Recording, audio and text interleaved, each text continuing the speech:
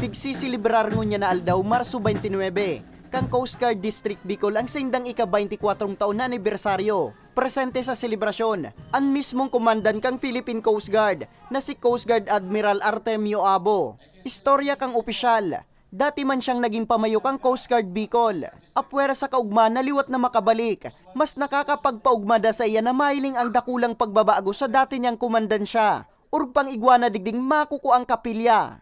Kasaya ko nga sa araw nito dahil nakita ko kung paano nag-evolve yung Coast Guard District Bicol. Sabi ko nga sa aking mensahe, isa ako sa kauna-unahang opisyal na nagtalaga ng Bicol. Hindi ako ang nagbigay ng issue noon para maging regional officer, pero ako ang naatasan para buuin yung Bicol. Dugang pa ni Admiral Abo, saro sa mga katuyuan kan sa iyang pagbisita, iyo ang personal na mahiling asin maaraman ang mga pangangiipo pa sa loob kang komandansya. Umasa kayo ng support ng National Headquarters dito sa Coast Guard Bicol ay magpapatuloy. Andiyan po yung modernization ng Coast Guard, nandiyan yung ating asset acquisition and the enhancement of the population. We are expanding, the population of the Coast Guard is expanding. Kasama po dyan yung ating mga kasamahan dito sa region, ng Bicol region. Nagtaong kulor sa selebrasyon ang marching band kang Coast Guard Bicol.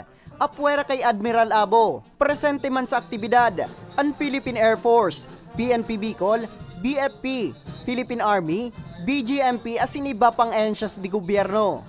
Mientras tanto, asigurasyon kang ahensya, padagos sindang malalao man kang publiko, bakusa na sa mga isyong pandagat, kundi iyaong permisinda, maserbi anuman na oras, anuman na panahon, para sa mga baretang tatak Bicol, Nomer Corporal.